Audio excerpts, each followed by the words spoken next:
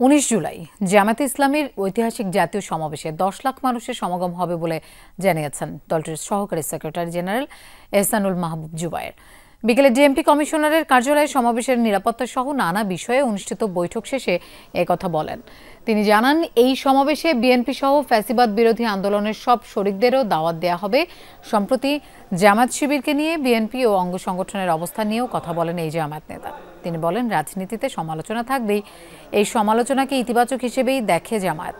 তিনি আরও বলেন, ডিএমপির সাথে বৈঠকে সমাবেশের নিরাপত্তা, ট্রাফিক ও সাউন্ড সিস্টেম স্থাপন নিয়ে আলোচনা হয়েছে। সমাবেশ ঘিরে কোনো নিরাপত্তা শঙ্কা নেই, তারপরও জামায়াত সতর্ক থাকবে বলে জানান তিনি।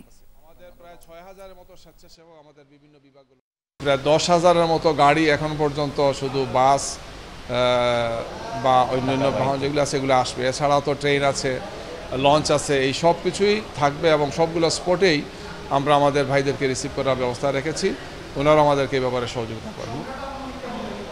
সংখ্যা তো এখনই বলা যাচ্ছে না, তবে সেটা কয়েক লাখ তো হবে।